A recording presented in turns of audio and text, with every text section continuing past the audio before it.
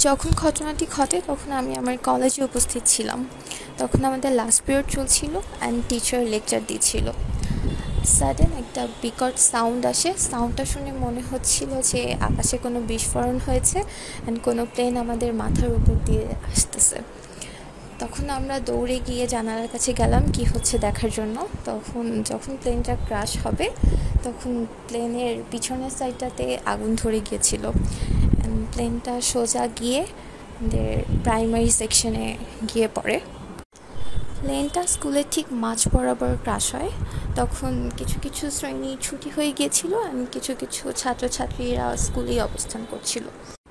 Plane crash হওয়ার সাথে সাথে ক্যান্টিন সহ একটা সাইডে প্রচণ্ডভাবে আগুন ধরতে থাকে, আর অপোজিট সাইডেই ছিল হচ্ছে ট্রান্সপোর্ট এরিয়া। ওখান থেকে কিছু শিক্ষার্থীদের সেভ করা হয়।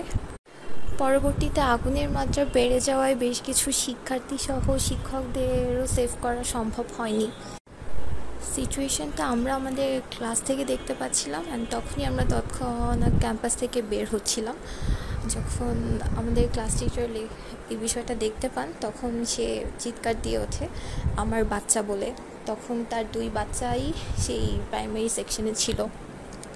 তার একটা বাচ্চাকে আর্মিরা বের করতে পেরেছে, বাট একজনের অবস্থা খারাপ। তার মোস্ট প্রবাবলি একটা পা পুড়ে গিয়েছে। মোস্ট প্রবাবলি না, আমরা নিজেই দেখে এসেছি যে তার একটা পা পুড়ে গিয়েছে। সাথে তখন 19 জন বাচ্চার লাশ বের করা হয়।